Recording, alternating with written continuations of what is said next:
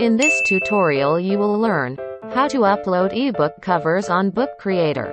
Dalam tutorial kali ini, kamu akan belajar cara upload cover ebook di Book Creator. Please follow the steps of making in the following video. Silahkan ikuti langkah-langkah pembuatan di video berikut.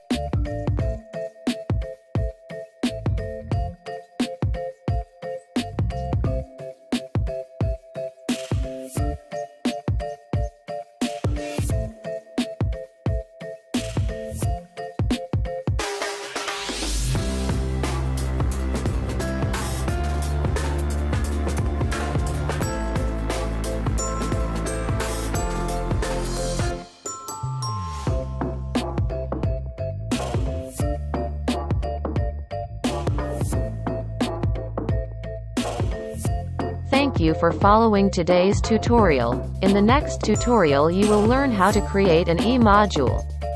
Terima kasih sudah mengikuti tutorial hari ini. Tutorial selanjutnya kamu akan belajar membuat kerangka e-modul.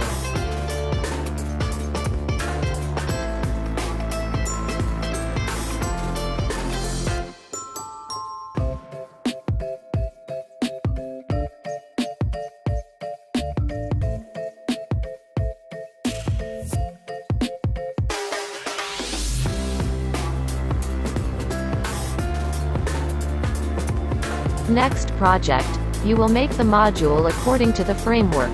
See you soon. Proyek selanjutnya, kamu akan membuat e-modul sesuai kerangka. Sampai jumpa.